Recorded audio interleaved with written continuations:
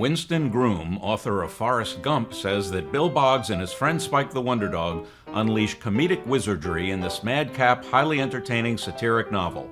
Spike is the newest canine literary hero to take on the world with hilarious results.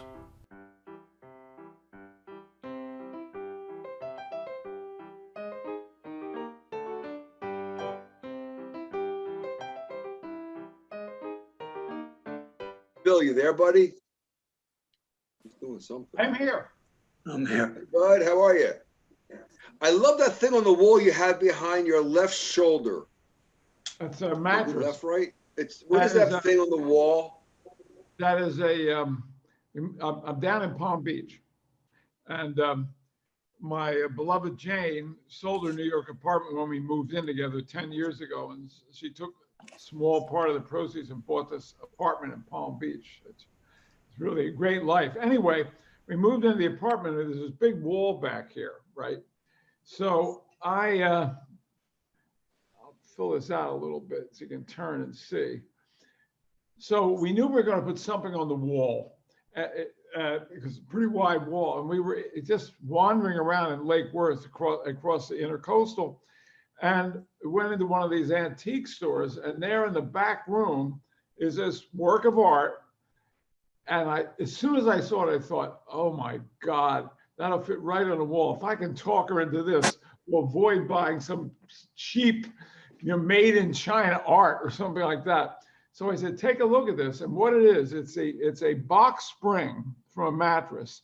And on the box spring are mounted reflective convex mirrors. So it actually reflects a mirror in the entire room.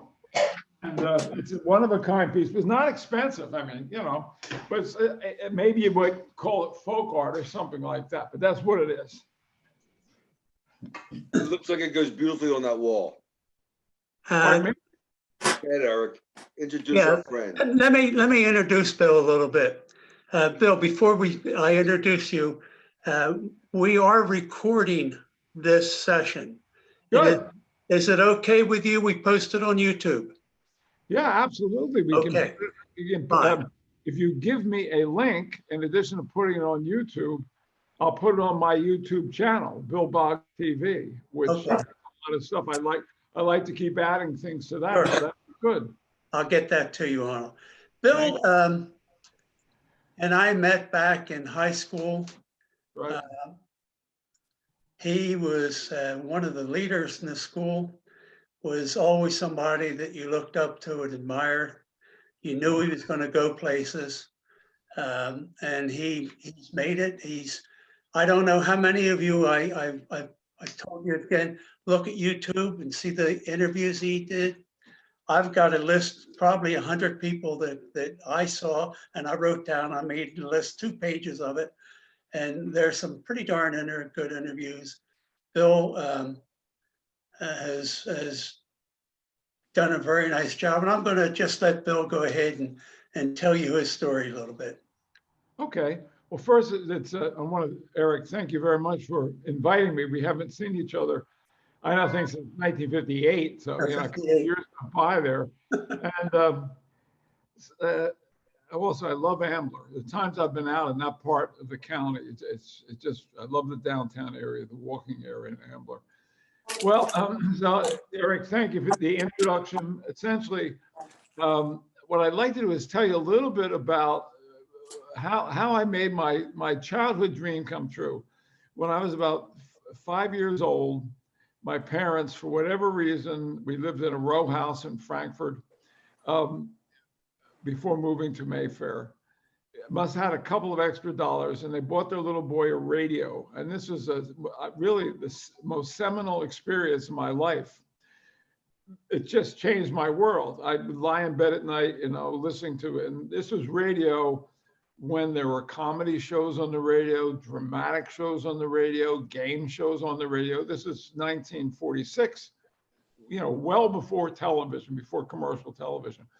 And for whatever reason, I was captivated by the men on the radio who were interviewing people and talking to people. And a lot of these are kind of forgotten names today: Arthur Godfrey, Don McNeil, Art Linkletter. And for whatever reason, around age 5, 6, I thought I knew I'm going to work. I'd grow up and I'd be a man and I had to have a job someday. And I said I wanted to be like the men on the radio.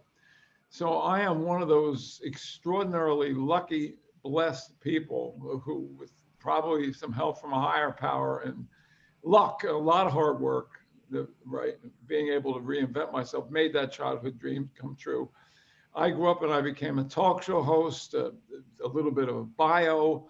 I started my career right in Philadelphia at WCAU and then KYW, went down to North Carolina, where I had a syndicated show, Southern Exposure, and where we'll talk a little bit about my book. That's where the book starts.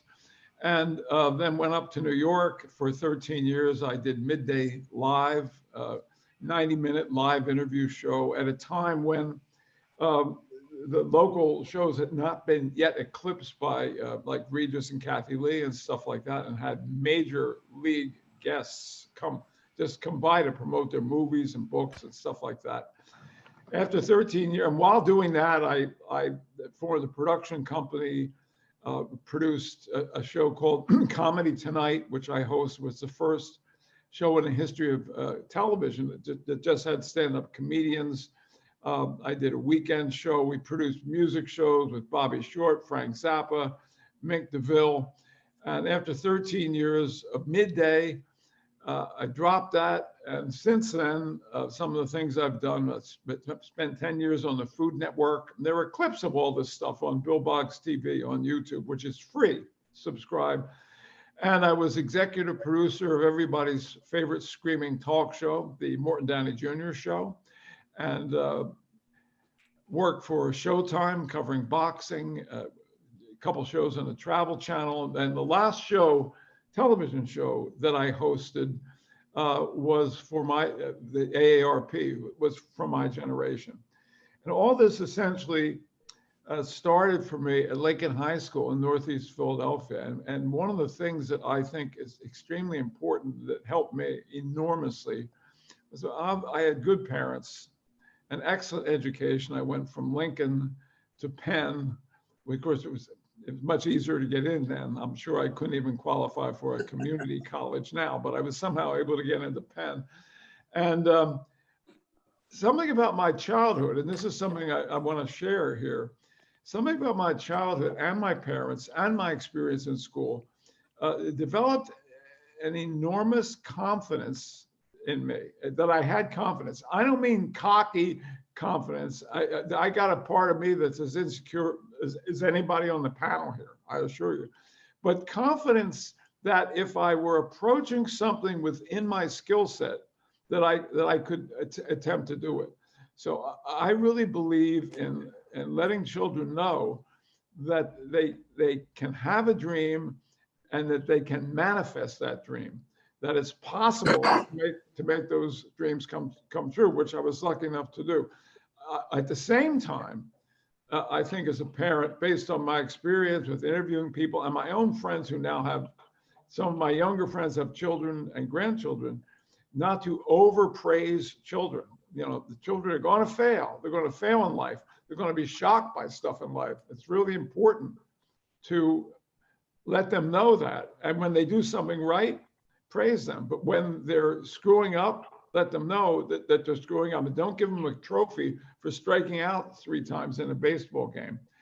So when I get out of the University of Pennsylvania, my goal was pretty much as I've indicated to you. And I had no idea. I was going to Channel 12, Channel 3, in Philadelphia, Channel 6, seeing what I could get. You know, I'll do anything. I'll drive a truck. I had been in the National Guard for 6 months, you know, basic training, so I didn't have to worry about being drafted, which was good. And I was making a little bit of progress. The phone rang, and like so many things in life, you know, one phone call can change your life. And what happened was that I got recruited by a company in Lancaster, PA, which is a big company, a Fortune 500 company. At the time, it was called Armstrong Cork Company. Now it's Armstrong World Products. I'm sure, you know, the very ceiling on your house or your tile could come from them. Anyway, So, and they wanted me because of my background in writing to work in the public relations department. So I took this job, and there were special stage shows that had to be done. And I rationalized, well, that's sort of like show business. And now I wanted to live with my parents and I can buy a car. And after about 3 or 4 weeks at Armstrong, I was, for the first time in my life, really, truly unhappy. I didn't like the job. I now had a car payment. I now had an apartment. I now had a lease. And I just didn't like the whole corporate world that I was in. And the first major lesson that I learned there was that I share with people is that I was settling. It's a very important question to ask yourself or others, your children, people you care about, people you want to mentor. Am I settling now for something? Because it can be a very slippery slope. 1 week, 1 month, 1 year, you settle, and then you turn around, 18 years later, and you realize you haven't been happy for 18 years because it all came from settling too soon. So how I got out of Armstrong, because I didn't really know. I'm the first generation to graduate from college. I hadn't had any internships. They weren't popular back then in the early 60s. So what happened was fate stepped in.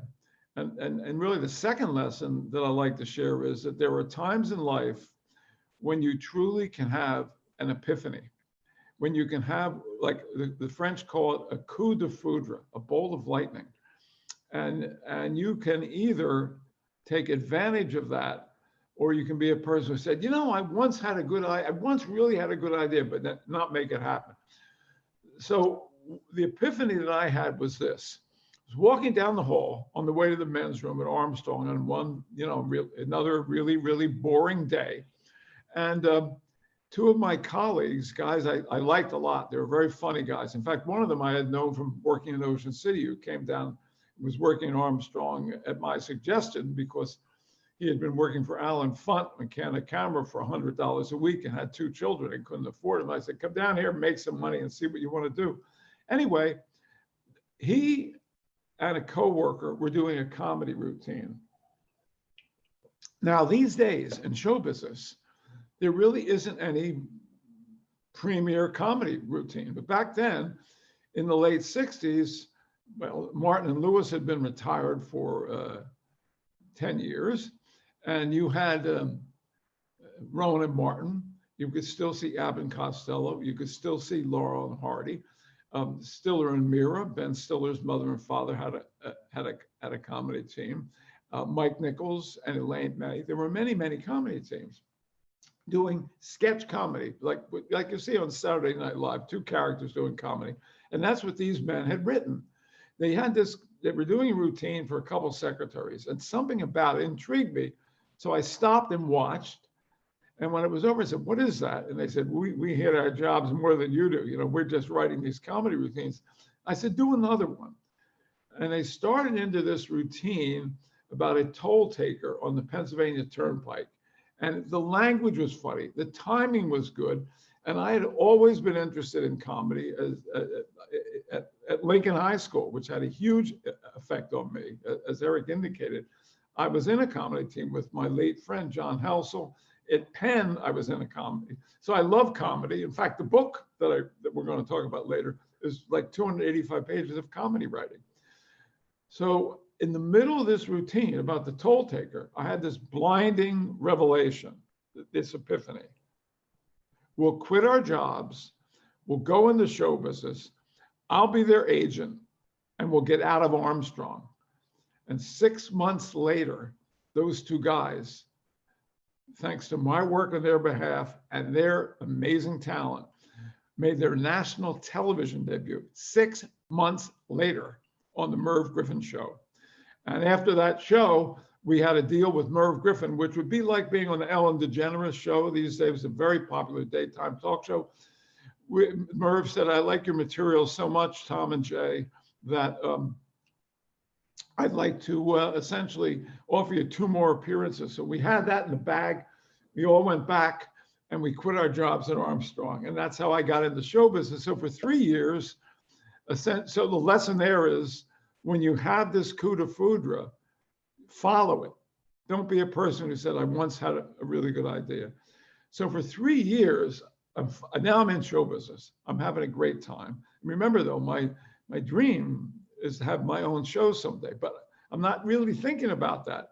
Tom and Jay were on the Ed Sullivan show. They were on the Joey Bishop show.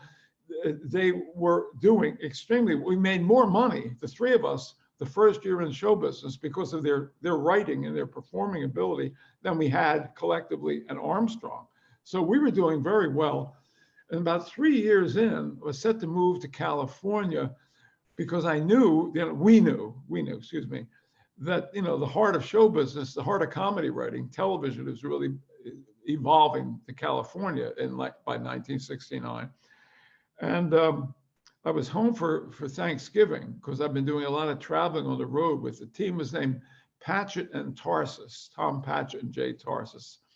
Anyway, after Thanksgiving at the house there on Walker Street in Philadelphia, I'm in the kitchen with my sister, my mother, washing dishes. We didn't have a dishwasher. And I think my mother's washing and my sister and I are drying. And my mother turns to me and says, are you happy doing what, this is a very important lesson here. My mother turns to me, knowing my lifelong dream. Are you happy doing what you're doing? Yeah. Pushing for the boys, the comedy team? Yeah. She said, is that really your deepest aspiration, your heart's desire? And I looked at her and she said, I thought you always wanted to have your own show. Is this really your deepest aspiration? And I said, no. And she said, don't forget that. And walked out of the kitchen. There I'm at Thanksgiving. I'm standing there with a towel, a dish. Don't forget that. So there's a bit of a lesson of a parent, a friend, when you really know somebody and you see that they may be going off course in pursuit of their dream, speak up. So nothing changed instantly. It wasn't like an instant thing. My mother said that and I changed my life, but she reminded me of a crucial thing. About 6 weeks later, I was working my day job at WCAU TV, being a talent coordinator, because as my father said, growing up in Northeast Philadelphia, you hustle for a living. So not only was I managing the comedy team, but I had a day job. And the day job was as talent coordinator on a morning talk show at Channel 10. And Debbie Miller, who would go on in her career to be the most successful female agent in the history of the William Morris office, was working at KYW. At that time, 1969, KYW had the Mike Douglas show in the basement, being produced by Woody Fraser and Roger Ailes as a young producer of the Mike Douglas show.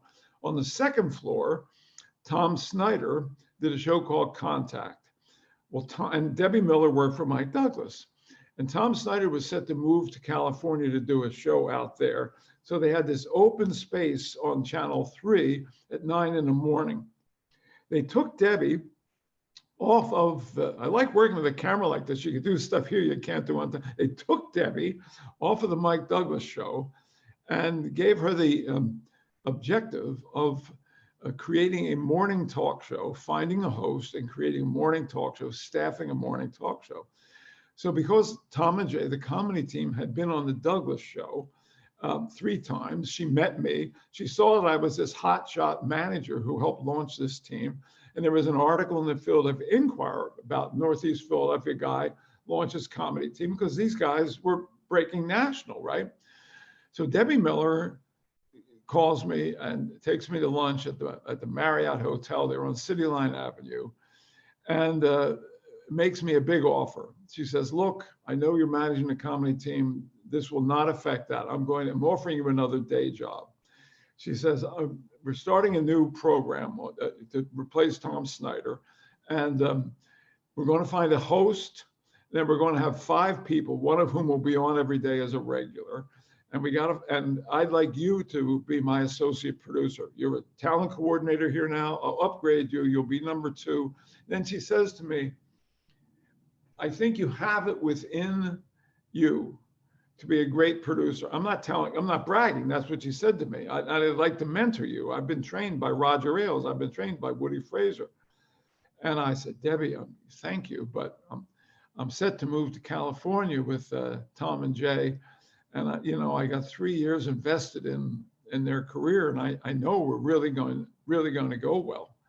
And she said, I understand that, but I really think you're making a mistake, because this show on Channel 3, you can really learn to be a television producer. I said, no, Debbie, I can't do it.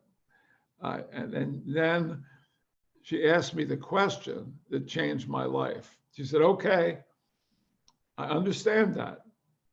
How's this for a negotiating question? I understand that. She says, but let me ask you this before we finish lunch. What would it take for you to stay? Right? Okay. So with my mother's words still ringing in my head, is this your deepest aspiration? Is this your heart's desire? I said, okay, I'll make a deal with you. I'll take the job of being the associate producer. The comedy team will have to go to the West Coast, and I'll have to give them up. I can't manage them from Philadelphia if they're on the West Coast. We'll find another manager for them, but I'll only do it if you let me be one of those 5 people who appears on television once a week. She says, done. And I said, I'll be Mr. Weekend. I'll come on every Friday and tell people what to do on the weekend. So next lessons, listen to that. Listen to that question. What would it take for you to stay? If you see a possibility in someone, and really, she did this because she wanted to mentor me. She needed a step, right? So I stayed at KYW-TV. I learned a lot about television producing on a show called McLean and Company. The comedy team went to the West Coast. They went from being managed by unknown manager Bill Boggs, making all of his calls from his father's black rotary phone, the only phone in the house, to Bernie Brillstein with a big office on Sunset Boulevard. The comedy team stopped performing, saw that they could focus on writing, and end up being the head writers for the Bob Newhart Show, wrote for Mary Tyler Moore, wrote the first 2 Muppet movies, created Alf, Days and Nights of Molly Dodd. So they did extremely well. And had I gone with them to the West Coast, more than likely I would, maybe own this building that we have an apartment in today. But I have no regrets about that whatsoever. So in North Carolina, I had a show called Southern Exposure with Bill Boggs, and then went on to do all the other things I talked about. And one of the things I want to, before I get into my book a little bit, which flows from this, years ago,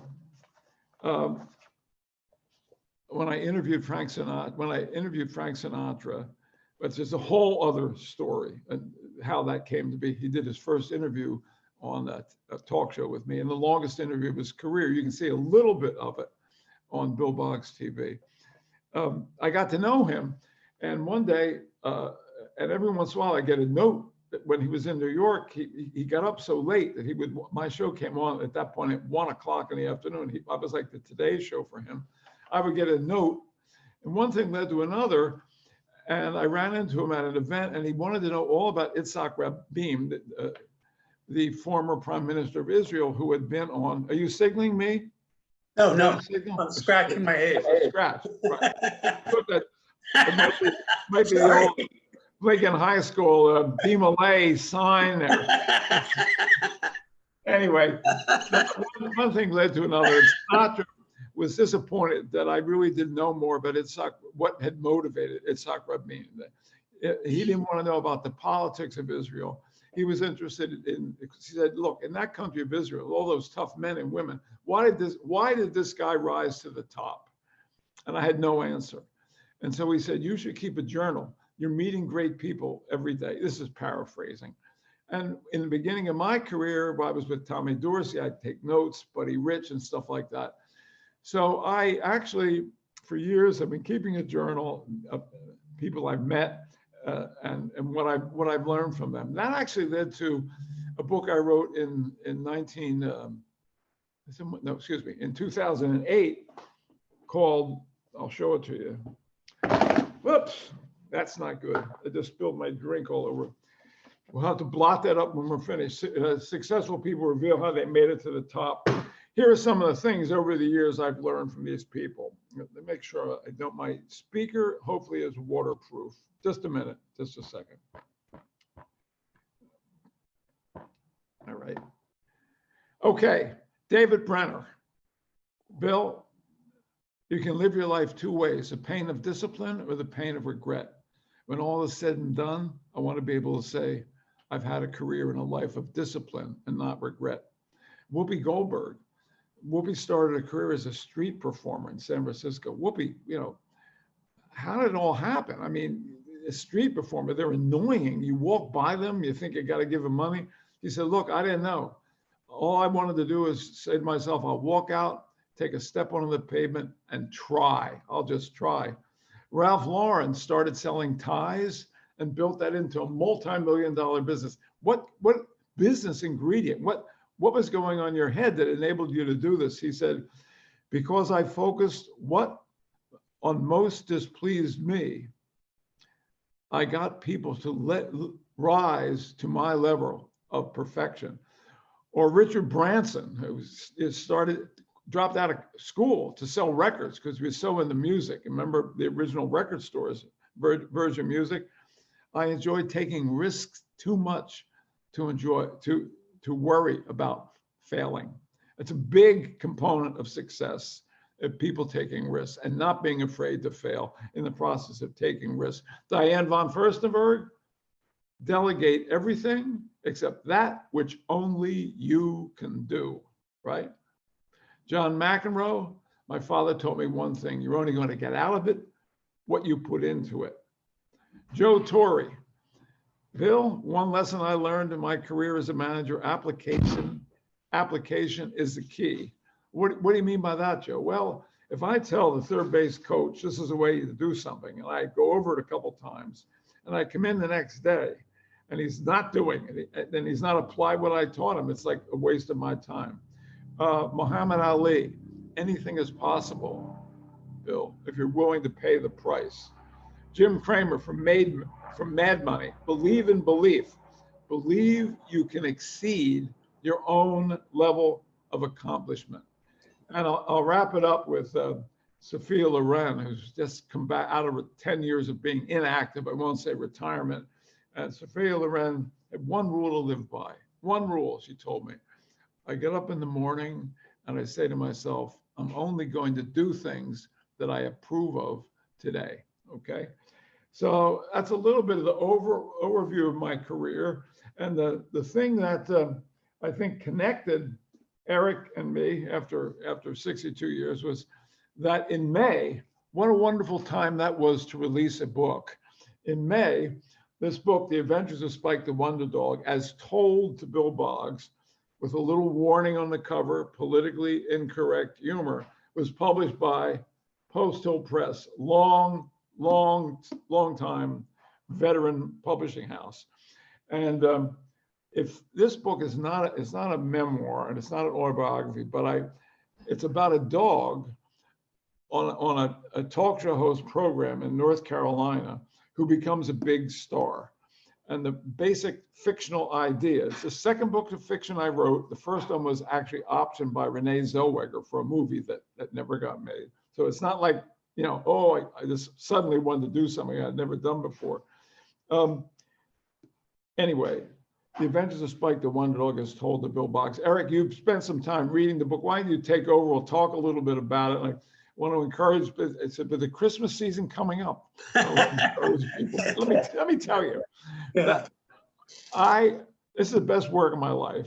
The book comes out in May, in the height of the pandemic, when people wouldn't even open the front door. Every bookstore closes. 5 engagements of major speeches around the country, they all get canceled. So here I am in early December, still out hawking my book, because after a couple months go by, the publishing house moves on to other books. Anyway, go ahead, Eric. Oh, I thought the book was very interesting, to say the least. And of course, I could see that the book was sort of following your career path, and it was very interesting. How did you bring Spike into it? Tell us. Well, I had a dog named Spike, Spike the Wonder Dog. It was on that show, Southern Exposure in North Carolina. Got killed by a drunk driver before I came up to New York. The dog was great. People loved him. The dog got more mail than I did. When I had to announce on the show, the dog was killed. You wouldn't believe what happened. Extremely popular. So about 5 years ago, when my last TV show, My Generation, went off the air, I said to Jane, I'm not chasing, I've had 19 different television shows. I'm not chasing any more work on television. I'm going to focus on something I can control, writing. And I had the idea, what if the dog hadn't gotten killed and had come to New York in today's world with a guy sort of like me, a fun-loving talk show host, and what if that dog became a big TV and social media star, so big that he gets kidnapped off the street, thrust into an international dog fighting ring, and ends up having to use his instinctive survival to survive. But the dog, and this is the key to understanding the book, is it's narrated by the dog. This is a dog story like The Art of Racing in the Rain, or it's been the action scenes have been favorably compared, not by me, but to a couple of reviewers, to Jack London, The Call of the Wild. So this is in the genre of satirical comedy, irreverent comedy, and it's told from the viewpoint of a dog. And one of the reviews, the late Winston Groom, who wrote Forrest Gump, his review is essentially Bill Boggs and his friend Spike unleashed comedic wizardry in this madcap, highly entertaining satirical novel. Spike may be fiction's funniest canine. That's what it is. So it's narrated by a dog that's been speaking to me in my head for 4 years. I have a dog speaking to me. I'm not son of Sam. He's in prison. Yeah. Hey, does anybody have any questions they'd like to put up to Bill?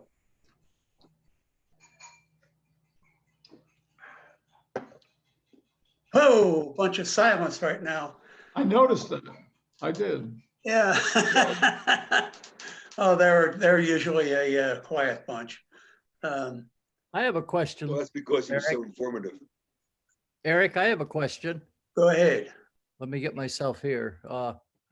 I watched a couple of the interviews on YouTube, and I was just curious of all of the people that you have interviewed. I'm sure you have stories of, and probably this is a question you get. What surprised you most, or what was the most difficult part about doing the interviews? Some of these people are really strong with their, I was listening to the Jerry Lewis one, and a lot of, there's so much personality and beliefs coming out. I thought maybe you could share something. Well, the interesting thing is, thank you. I appreciate the question. Ultimately, it's like anything else, whether you're a pilot, if you're a pilot of an airplane, you have your skill set. And I used to look at the shows. Who am I speaking with? What's the name of the gentleman? Lamont. I would look at the show sometimes like I'm a pilot of a plane, right? I'm going to take this plane off. I don't know what's going to go through rough weather. I'm going to land the plane because I know what I'm doing. And that's the best metaphor I can use. I mean, some days were easy, some days were more difficult. Some days the guests made me a little nervous. Some days I had to really pry things out of the guests. But the number one thing that I always focus on was making my guests comfortable. And I think that the extent that they could be comfortable helped enable me to interview them. But it's really what people see on the YouTube channel. People can write in comments, and I see someone comments the Carly Simon interview, which the greatest interview with Carly Simon I have ever seen. Literally, the next comment is, "This guy, me, is a real asshole. He has no idea what he's doing." It's true. I get to read. There was a singer from Philadelphia named Phyllis Hyman. She was exactly my height, 6 feet tall. She was in Sophisticated Ladies. She lived around the corner from me, and we were great friends. We didn't date. We just were friends. Every once in a while, I remember the two of us went to see Lena Horne together. Well, my interview with Phyllis Hyman, a couple of people say, this guy really hates her. What people see, all is illusion. All is illusion. So what you see with me and Jerry Lewis can be completely different than what somebody else sees. The experience with Jerry Lewis was most interesting because I had 2 interviews with Jerry Lewis. Only one is on the YouTube channel. The other one, my agent lost. Yeah, a 90-minute interview with Jerry Lewis. I know. It's not good. But anyway, I was a little nervous. But at the first commercial break, I said, Jerry, I'm nervous. Why? He goes, I said, I've been a fan since I was 5 years old. And I think if you tell, that's really only Jerry Lewis. I was nervous a little while. Gore Vidal, I was always sort of nervous with him because he's so smart. I always felt like a moron, like I'm interviewing this guy and he's brilliant. I'm like this moron. But the analogy is the airplane, taking off an airplane. Coming back. Thank you. Thank you. Hey, Bill, just a point of interest, Lamont is also an author. Oh, good. He has one fabulous book you might want to get. It's called Tattooed in the Cradle. That's a good title. Yeah. Tattooed. It's not mine.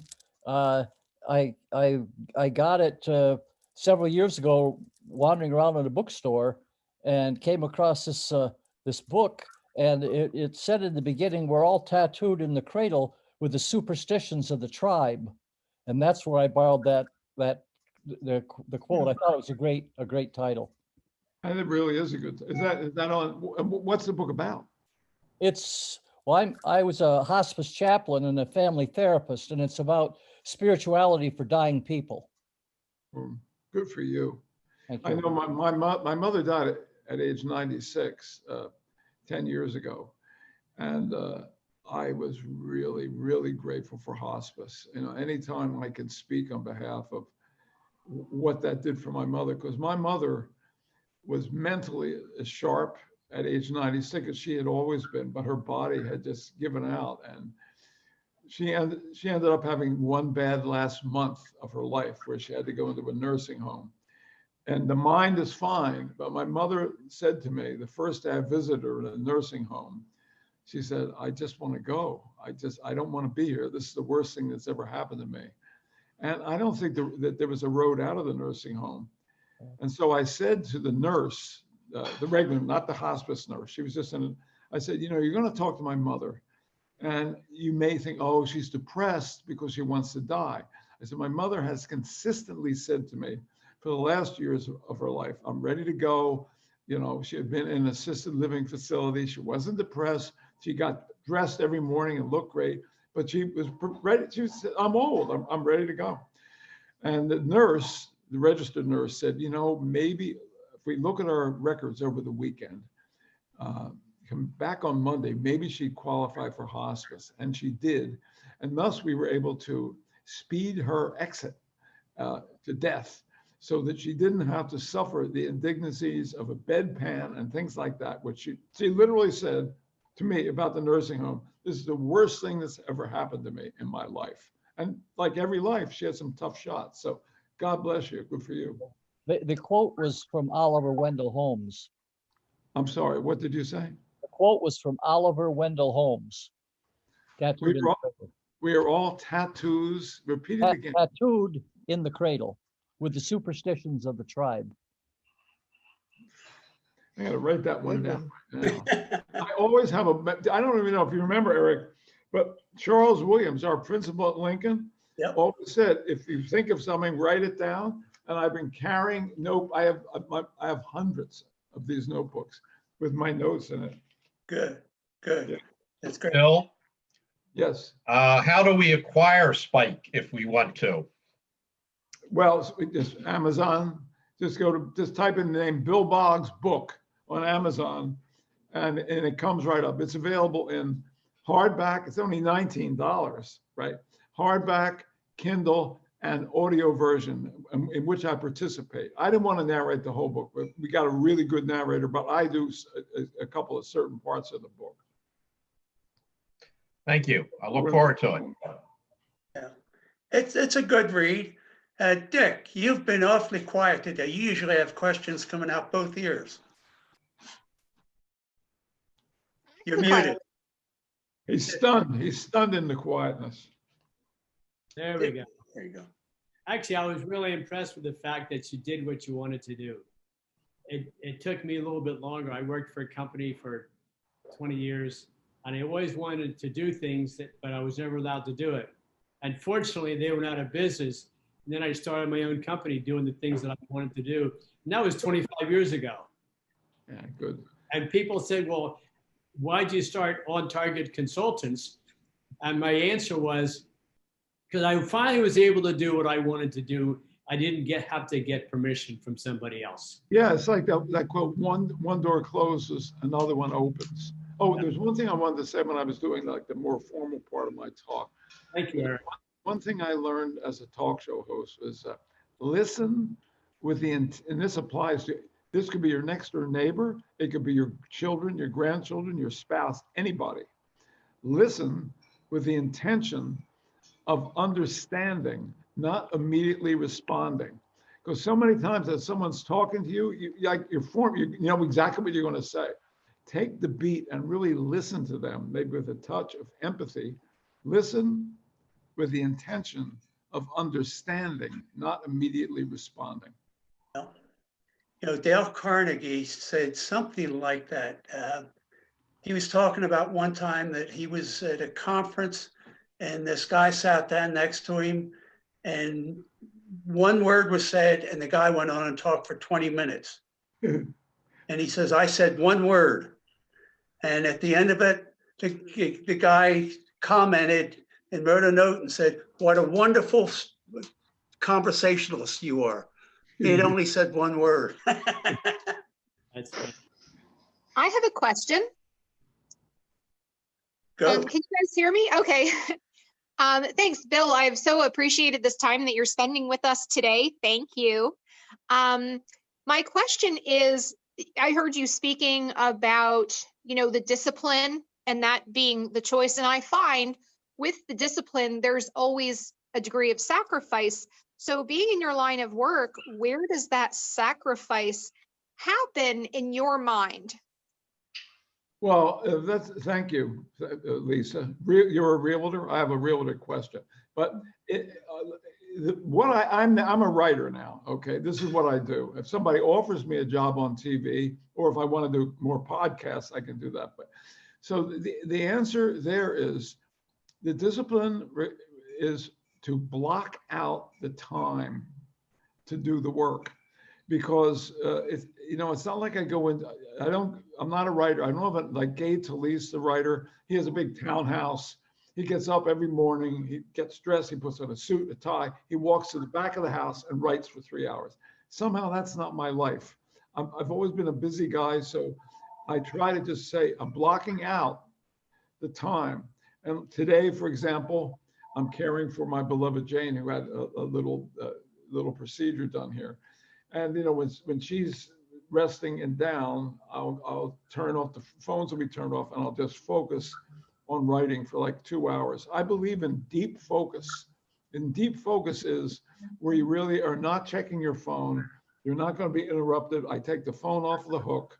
That's very important for me. Deep focus is when you're really into it and into the flow, right? And your phone can beep and you can look over it like that. And it takes a while to, literally, psychologists will tell you to get back into it. So my reality question is this: based on the pandemic and people fleeing New York, and I lived in New York since 1975, have you seen an uptick in Ambler real estate purchases? Yes, there's been an uptick in prices and people doing whatever they need to do to get into this area. Really? Wow. Yeah. That's so. And how would you account? What would you think leads accounts for that? Is it New York? You think? It's not only New York, there's people coming out of the city of Philadelphia. What I've heard from several clients who are moving around here is, because I work in all the suburbs, they say, I was just too close. I didn't have the space I needed to work from home. So a lot of it was a need for more space and some separation from family and neighbors so that they could maintain their job at home because their workplaces weren't allowing them in.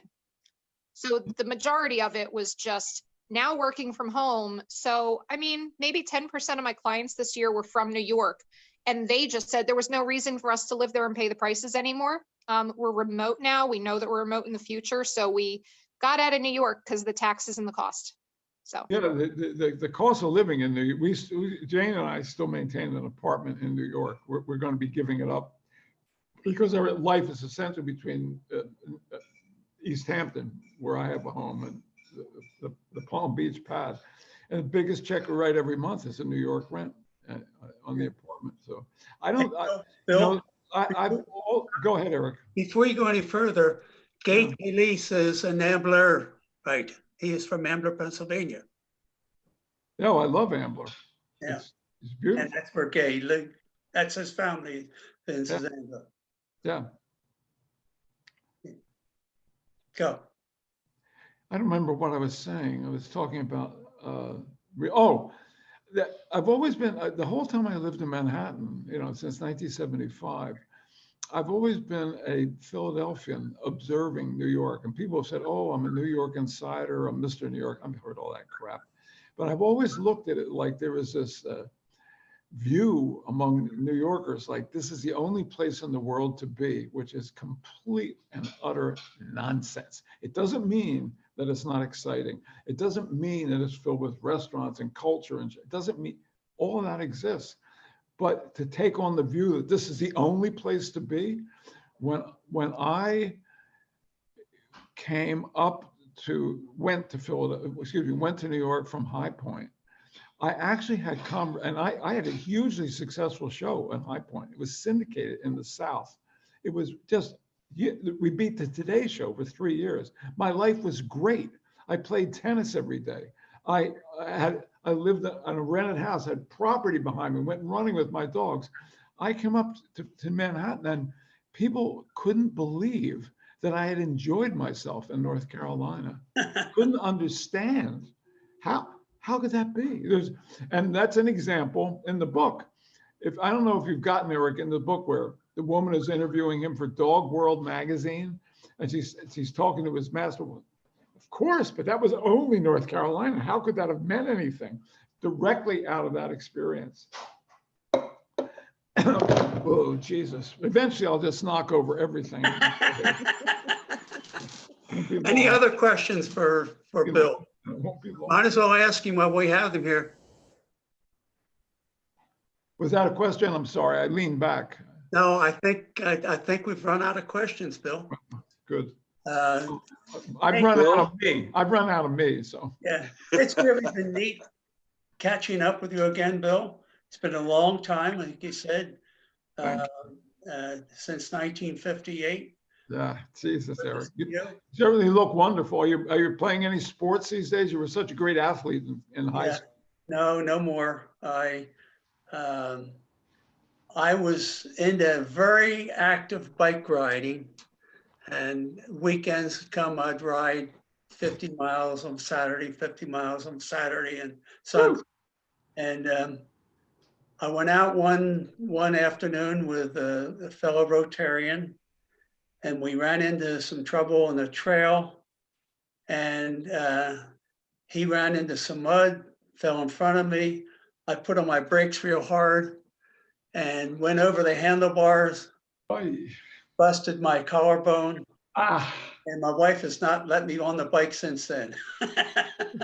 So I was really into the bike riding, which is very enjoyable. I love bike ride. We have a bike here. I used to love riding bikes all around Northeast Philadelphia. I once rode all the way from Northeast Philadelphia, downtown Philadelphia, and back to Independence Hall.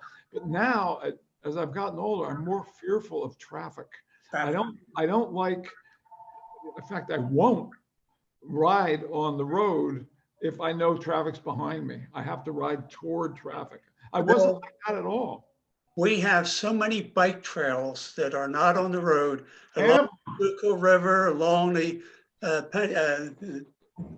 Delaware River. We've got all sorts of trails that you never have to go out on the road. well, I tell you, as I said, I love Ambler area, the Montgomery County. It's just a beautiful part of the world. So look, Jane is back from the doctor. I'm going to take care of her. Thank you. If you want to Thank subscribe you. to Billbogs TV, it's free. The book, The Adventures of Spike the Wonder Dog.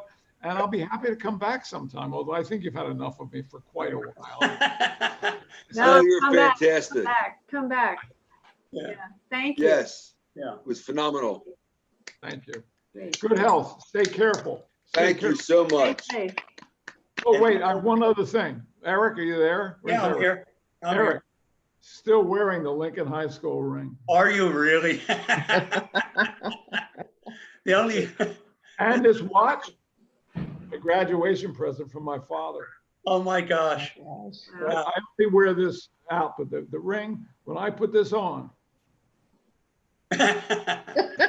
I hear the Rocky theme. I hear Yeah, it. there you go. There you go. All right, folks. For those that Thank don't you. know, Thank you, Bill. for those of you that don't know, Rocky went to our high school for 1 year. That's correct. So, Okay, bye-bye. Alan Zweibel, original Saturday Night Live writer and Thurber Prize-winning author of The Other Showman, says, "The Adventures of Spike the Wonder Dog is so smart, witty, and inventive that I had to keep reminding myself that I didn't write it."